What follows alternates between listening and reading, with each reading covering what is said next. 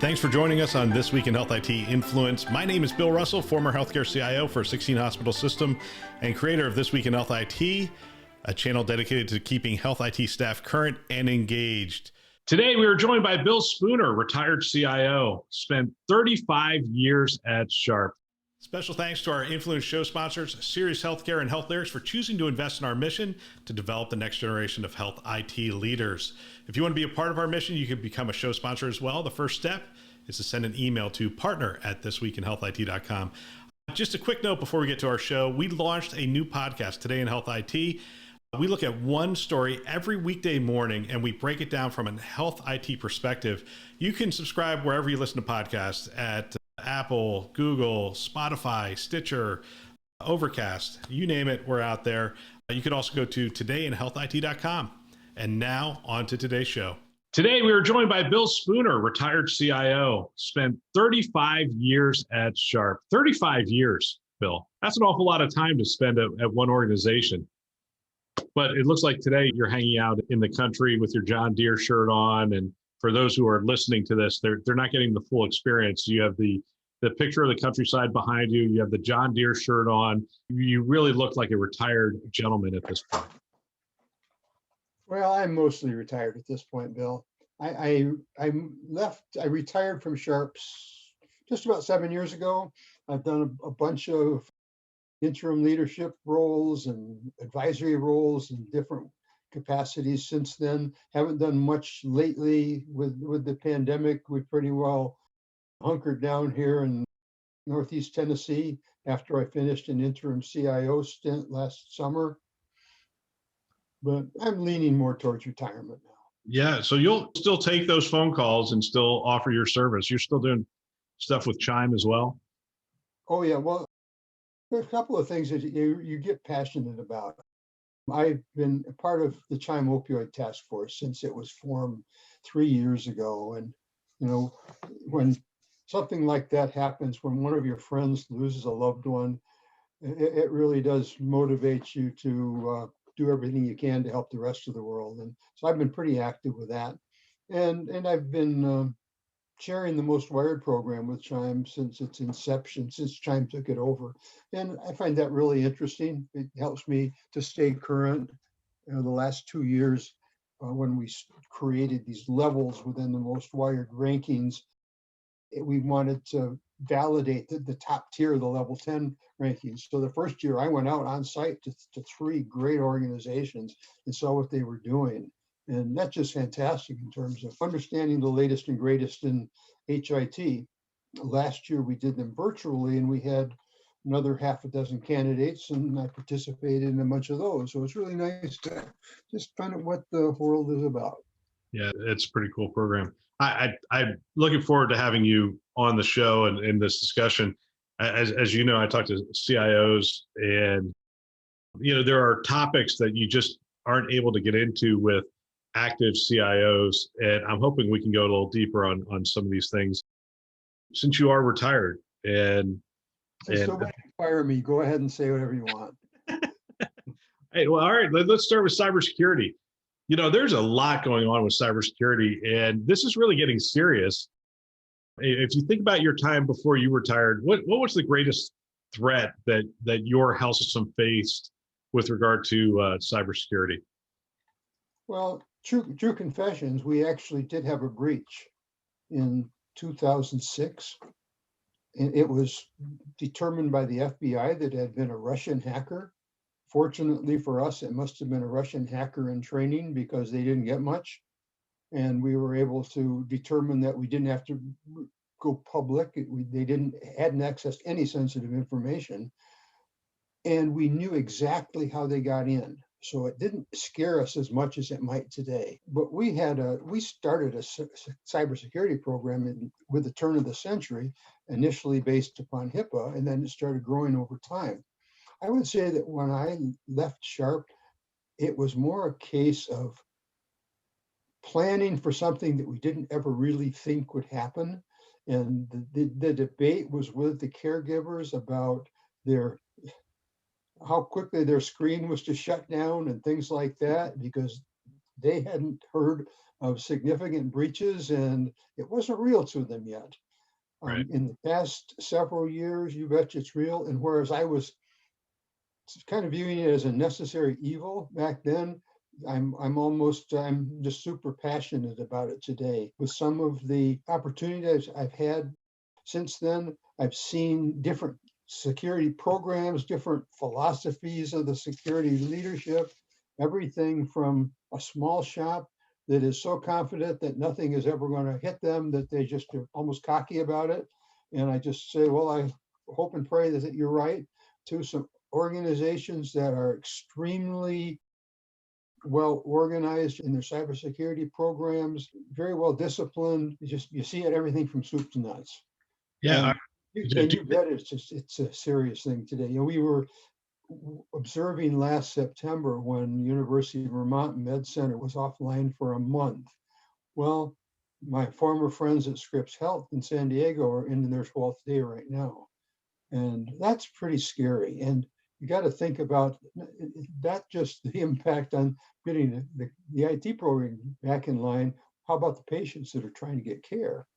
Right. And I've seen some comments on Facebook, patients that don't know whether their surgery is really going to happen or not per schedule, and then trying to find out how to reach somebody, to an ill patient trying to get their records transferred to another center for some specialized procedures, and how do I get to them? You're pretty well dead in the water without those computers these days. So how do we get ahead of this as an industry? So if we brought you back as a CIO and seeing what you're seeing now, where they can take you offline for 12 days or 10 days or whatever it is, I mean, how do we get ahead of this? Well, first of all, I can tell you there are a lot of people smarter than I am, but I really do think you've got to take it seriously. And one of the things we've seen in the financial world is that we've been audited forever. And I would say that, having been through financial audits, they're not that rigorous. I think that organizations need to be ready to subject themselves to an external assessment, whether it's annually or every 2 years. You got to do it. You got to take it seriously. In the first of the year, there was a safe harbor provision in the law for organizations that are using NIST as their guideline. And just from what I've seen, there's one thing to say you're using NIST, to actually rigorously following it and having yourselves evaluated in terms of how rigorous your security program is. You got to take it seriously. I've seen organizations that, and I will say, I was on a board committee of a large health system with a very sophisticated security program, and almost in every quarterly report, the CISO would recite almost every breach involves the compromise of privileged credentials, and multi-factor authentication comes in there. When you hear an organization say, well, the CEO doesn't like to have to use two-factor authentication, so we turned it off for them, that's just the wrong approach. I mean, we have to have teeth in our cybersecurity programs.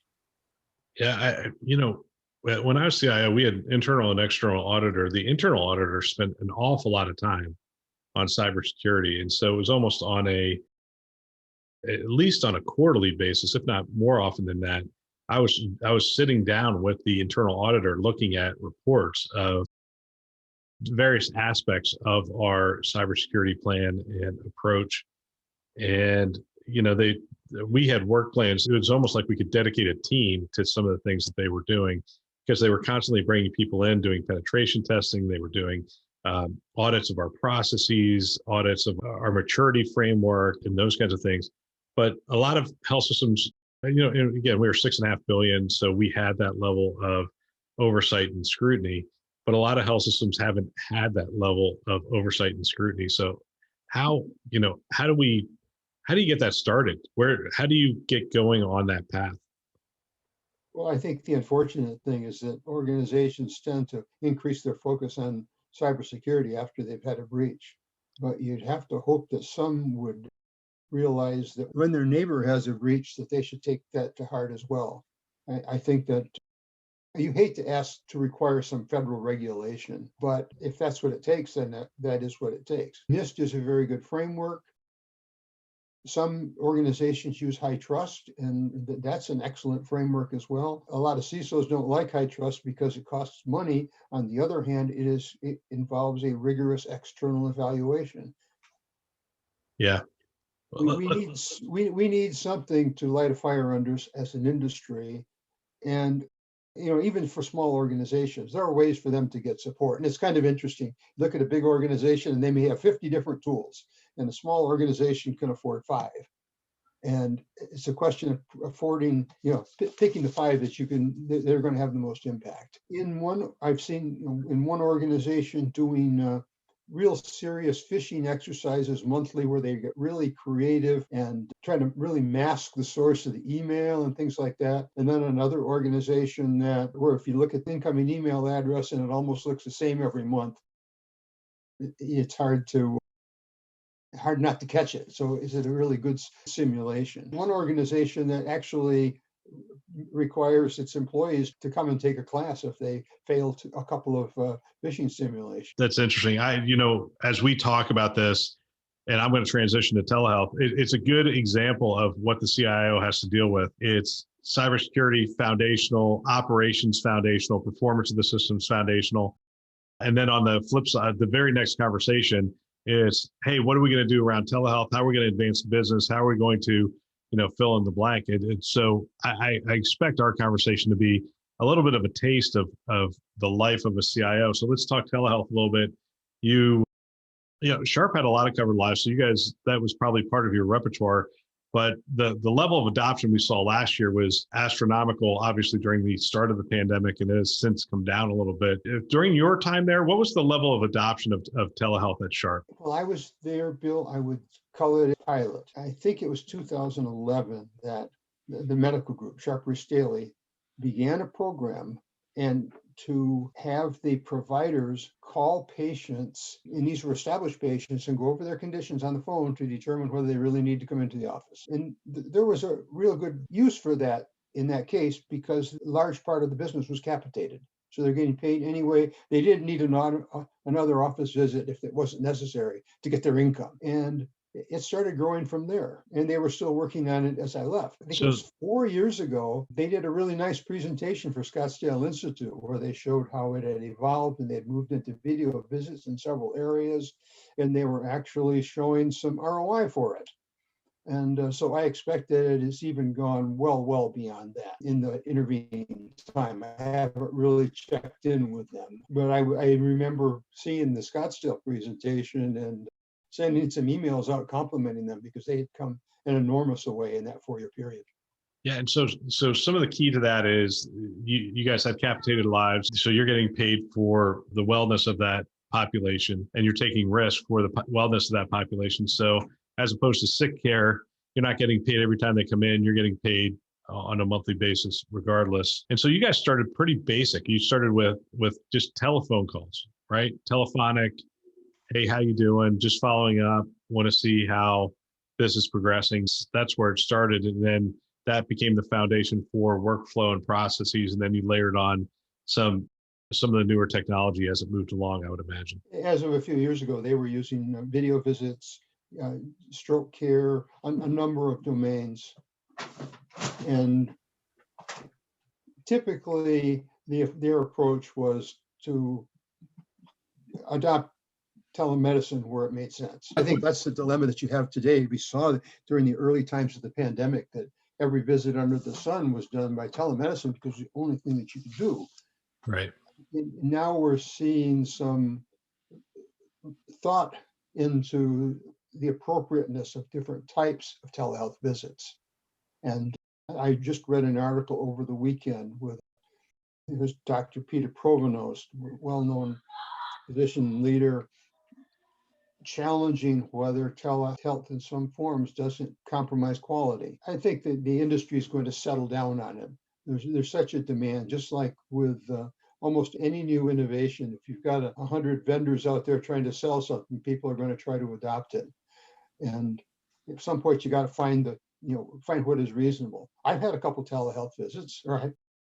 One was good, one wasn't good. And I think that leads to another element of it. A lot of the companies that are offering telemedicine where I can get any doctor, I just get a doctor, is different from me having a telehealth visit with my own established physician. And I prefer the vehicle that's with my established physician because we understand each other. I know the types of things for which she's going to probably refer me to a specialist anyway, in which case I'm willing to do a telehealth visit, not to waste her time. And then she can send me on to the specialist. But then on the other hand, when I had a persistent sore throat for 3 months, she had to look down my throat. And she wasn't going to be able to do a very good job without my video visit.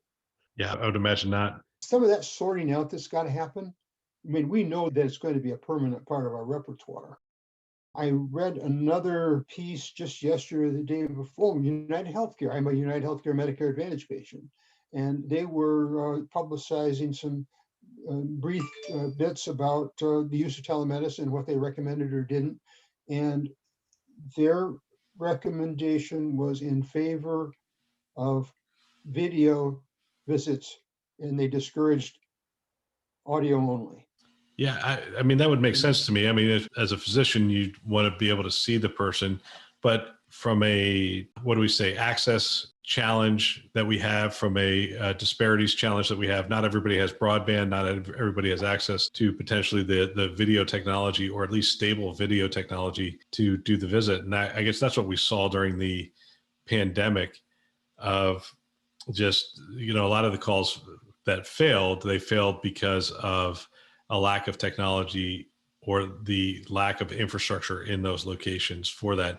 And we don't think about it in major cities, but you're not in a major city anymore. You have pretty good broadband there. My broadband is, let me pray, it's working today. I have CenturyLink. A good speed on mine is 7 megabits, and it occasionally fails on me. I have my iPhone here ready to turn on the hotspot if my CenturyLink fails. And interestingly, I can look out my window and see the Comcast cable wires down at the road. My 3 neighbors have Comcast, but my house was built since Comcast came into the neighborhood. They quoted me $84,000 to hook me up. So no, I do not have good broadband. But that's $84,000. $84,000, yes. Not bad. I thought I'd sign him up right away. Not bad. I mean, not bad if you're connecting up a new hospital, but connecting up your house, it's a little on the steep side. I mean, is this one of the areas where the government's going to have to step in with infrastructure and help to build this out? Yeah, I would think so. Go back to the incentives that came out in the first action in response to the pandemic. A lot of money was put towards telehealth, but it was focused on the providers to buy the gadgets, not to the areas to put in broadband. And it's nice to hear that this year there is more discussion about broadband funding, but I'm still not sure that it's going to be enough because there's a big broadband gap in the country. Yeah, it's almost like the national highway system of all those years ago. I mean, that almost needs to be the same kind of program, and it needs to be built out across the country, because I don't know how people function without broadband. It's almost a prerequisite for anywhere we're going to live. And how do you find a job today without broadband? How do you stay current events? How do you? There's just so many things that require broadband, and we're creating this, as people say, the digital divide if we don't address that. And I think that is one of the areas where the government could step in and provide some help. That's probably needed. Help where it's needed, and as well as oversight on existing services, because the organizations that somewhat cast themselves as public utilities are not doing a good job. Yeah. Well, talk to me about the pandemic. What do you think the long-term impact of the pandemic is going to be on healthcare, and specifically healthcare IT? Well, I think that we'll have some version of remote workforce forever. It's interesting that different organizations are approaching it differently. Some organizations I've talked to have actually abandoned their real estate to get rid of office buildings, assuming that they will be permanently remote. Others are doing everything they can to bring people on site. I think reality is that there's going to be some combination just to the basic workforce. The one thing that you hope happens and we saw this up in Charleston when I was working up there last year, is that in the time of crisis, you realize that you can make decisions a lot more quickly. And we certainly did that. And you'd like to hope that that can continue going forward, because an amazing amount of work was accomplished, and you realized that the only obstacle in the past was just getting through that decision-making process and reaching agreement on how you're going to configure XYZ and which one you're going to do first. When crisis hits, people realize that it's time to do business. I mean, I say if there's one thing that I hope happens, and that's it. One of the things that, and this is outside of HIT, but I'm going to wander anyway. One of the things I worry about is that there have been so many waivers and additional reimbursement opportunities that have emerged during the course of the pandemic that I worry that we'll never get healthcare costs under control again, because we've all lobbied our favorite congressman to get certain reimbursement privileges. The reimbursement levels for telehealth is a good example. And I'm waiting for a couple of years to see how it levels off. Are we going to be still at a little under 18%? Will we be down to 60, or I fear we may be at 22? And given the federal budget situation, that does not look good for healthcare, because they'll have to squeeze it some form or by some form or another. Yeah, it's interesting, cost of healthcare.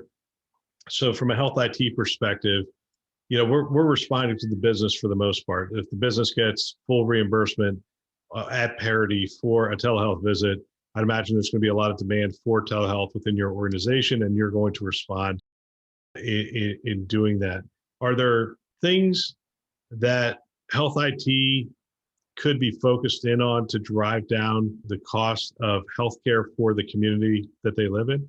I think that the work that's being pushed hard over the past few years to really achieve interoperability is going to bring good value. Just having information so that caregivers can make decisions is a world of good. And not every community is going to be 100% Epic, so you're not able to just look at one system. But those caregivers still need the information. Where I am, our health system has just converted to Epic, but most of its doctors are independent docs in the community. And I've got a record in 2 different versions of Allscripts, a Cerner remote, NextGen, Athena Health, Eurochart. I didn't realize they even had a system dedicated for urologists, and none of them talk to one another. But you are seeing a lot better exchange going on. There's been a lot of pressure in that, as you know, and I think that's going to bring some good value. I think if we start looking, though, at some of the innovations that are out there and look at them thoughtfully, IT is going to help them. I sat through a webinar last week. That was a CHIME webinar, actually, and it was describing, you probably are already familiar with this, but it was called a reverse pitch, where rather than doing the usual thing where you've got 100 vendors that would like to get in and have 5 minutes with the CIO, an organization describes its biggest priority or its most severe problem and posts it in the form of a RFP type and asks organizations, vendor organizations, developers to propose solutions to it. And then they go with the ones on some kind of a risk-sharing basis that look the most promising. And so that allows you to really focus problem and solution together. And that is an IT solution, but it's enabled by the organization. I think that's got huge promise if organizations truly follow it. Oh, so you've been in health IT 35 some odd years or more, actually. You were at Sharp for 35 years. If I asked you to pull together your longitudinal patient record, how long do you think it would take you to do that? You won't live that long. Your complete longitudinal patient record. Well, I mean, given your age, probably a bunch of it's in paper still, right? It hasn't been digitized. Yeah. If I think of my birth record, it's probably not digitized. So there's going to be paper and digital aspects of that. I mean, how hard is that to do?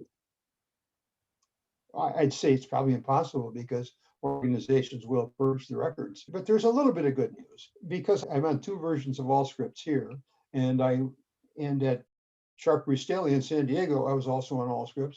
Coincidentally, both Sharp Staley and the local providers went up on Follow My Health on the same day. And I can actually see some of my history from San Diego on Follow My Health still. And that helps. And I've used it from time to time. When Doc is interested in certain lab readings and well, how's that happened over time, I'd pull it up and Follow My Health and show it to him. So that's somewhat of a narrow scope of my longitudinal record, but it's a start. It's going to be interesting. I mean, you talk about purging records, but I mean, we were both in the state of California. We had to keep our records for, my gosh, I might get these years wrong, but I think it was 28 years or something like that was our 26 or 28 in some cases. And then the other issue was that when you looking at images, we didn't really have early on a discrete way to purge specific images because you had to keep some images for the 26 years while others you might be able to get rid of in 7, but because you didn't have the technology, you kept everything. Right. And it was just easier. You didn't want to risk it because long-term storage is pretty inexpensive at this point. Although the image sizes keep getting bigger and bigger and bigger and taking up more space. We were exchanging stuff in email prior to this, and you threw out this concept of digital thrust. I've never heard it before. So what is this concept? Give me an idea of what digital thrust is. I was referring to it, Bill, as marketing hype. Because all right, it's like you go to the HIMSS conference, there's the term du jour that the vendors are using to sell their products, whether it's HIPAA or you name it. And artificial intelligence. Today it's digital health. And I think I replied in my response that Ada Lovelace and the other guy were working on they call it the analytical engine back in the early 1800s. And that was ones and zeros. And so it's always been digital. I find some cynical humor and all of a sudden it's digital. Shout out to my pal, Craig Richardville. Speaking with him back in 2014, he described to me that all of their work was being done first on mobile apps and then on the web. And he felt that's what we would be doing in 5 years everywhere. And he was right, but it was mobile apps. Within a couple, 2 or 3 years, then it's digital health. And so instead of being a CIO, I'm a digital health leader. So my goal in life is to live long enough. I want to be the first quantum health leader as quantum computing becomes. Well, let's just make you that now. You're the first quantum health leader that we've ever interviewed on the show. So I appreciate that. Well, let's talk about the future. Quantum computing, AI, data, foundation. You know, we can talk about where this is all going. I mean, data analytics. We used to talk about, getting from reactive analytics to predictive models for analytics. Now we're getting into real-time predictive models for analytics and whatnot. Quantum computing has the potential to upset even the most sophisticated cybersecurity things we're putting in place, but also give us the ability to do research at a level we've never even considered before. Where's all this taking us? What does healthcare look like to the patient, 10 years from now? Patient 2031, how are they going to be experiencing healthcare? Well, I think in 2031, there will be telemedicine established, and we'll be doing the smartest things by remotely, and we'll probably have more patient devices. I have a pacemaker as of a year and a half ago, and I fear the things that my cardiologist can know about me because it's connected to the database in the sky. I had a call one time asking me to start taking a certain medication because they thought some of my readings were off. I talked them out of it, but that's just the beginning. And as it relates to chronic care, I think that we'll be spending a lot less time in the doctor's office themselves because we're going to have those attached devices. But you mentioned analytics. I'm really impressed by what I've seen. I come from the days where I did spreadsheets by hand and budget models by doing alternate 13-column pads and watching it go into Quattro Pro and Excel. And now you've got organizations like Epic that claim that they have 100 million patient records in their Cosmos database. I'm not selling Epic, it's just a good example. A neurologist friend in San Diego, 15 or 20 years ago, talked about having a patient with a really strange condition that he didn't understand. And so he went on to, I think it was PubMed or some service, and just started scanning through record by record to find a patient that looked like his, and then finding the doctor and calling the treating physician up and say, well, what did you do with this guy? As opposed to now being able to match your patient up with maybe a dozen other patients in this huge database that's got the similar conditions, and here are the treatments that work best. Yeah. It seems to me that there will be far fewer patient situations where you're saying, oh, this is some esoteric disease that we've never seen before, because we probably have seen it before. Yep. I think that bodes great for the patient population. Yeah. So we're going to be able to find matches based on a lot of different factors, I would imagine. I mean, hey, here are the symptoms and whatnot, but you could potentially in the future, you could be looking at genetic markers and those kind of things in real time to identify, identify people that are similar in terms of the same disease state that you're fighting, and addressing those things. Just out of curiosity, where do you think innovation is going to come from? I mean, this is the age-old argument. We have health systems have innovation arms. They're doing their part in the innovation world. Big tech is doing innovation. We have health tech startups and just all the money flowing into healthcare startups and those kind of things. Where do you envision that we are going to see a significant amount of innovation come from? Well, I think all of the above, and I would, rather than label it health systems versus anything else, it's creative people. I know a couple of CIOs of small or to mid-sized medical groups that are this one-person font of knowledge, and in a small enough environment, they've been able to develop really interesting, effective programs, analytics types of programs, remote patient monitoring programs, because they were creative and clever, and they were able to convince their bosses that it was a good idea to try. So I would say it's more from a creative, forward-thinking organization, whether it be an insurance company or a health system or a large medical practice. It's more the attitude and the risk aversion state of mind, to me, that will bring the innovation. There's always going to be the vendor community. We know that.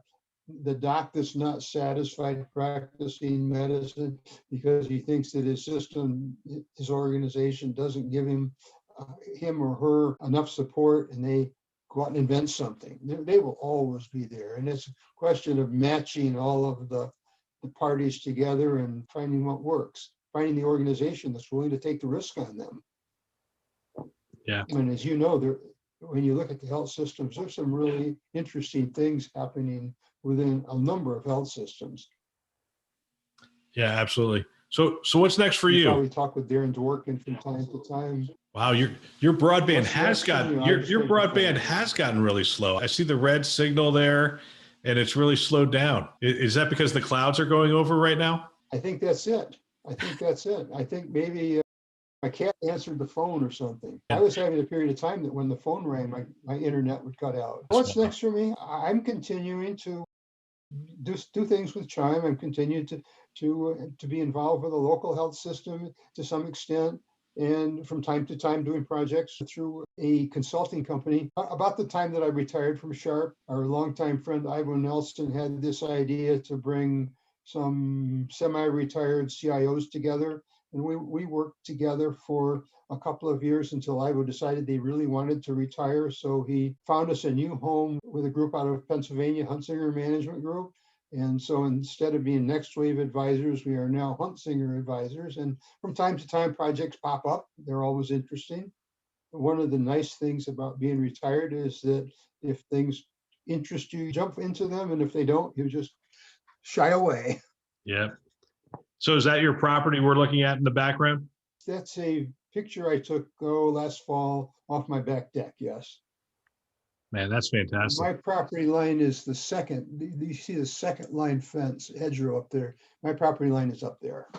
So do you actually have to cut that grass? There is a local hobby farmer who cuts the hay and takes it off twice a year. Oh, well, that's The next thing for me is to get back on the road and do some traveling. I really miss having a trip or two abroad every year.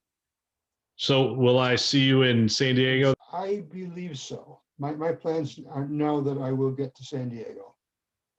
Yeah, Chance to visit with the industry friends, have a great opportunity to see San Diego friends.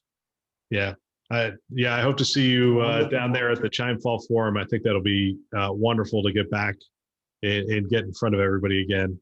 It's been over a year since we've all been together. The virtual forums are interesting, but they're nothing like face-to-face. I think we've all got to get through and see how comfortable we are with travel. Do I want to sit in a group of people not knowing if they're all vaccinated or not, et cetera? But I think by the fall, we'll have it worked out. I'm optimistic about it. Yeah, absolutely. Well, I'm sorry for the delayed reaction and hearing things. It's been a little tough, but hopefully our conversation will get up to DC and they'll start funding some connectivity to your part of the country. Yeah, please tell them to send lots of money. We can use it.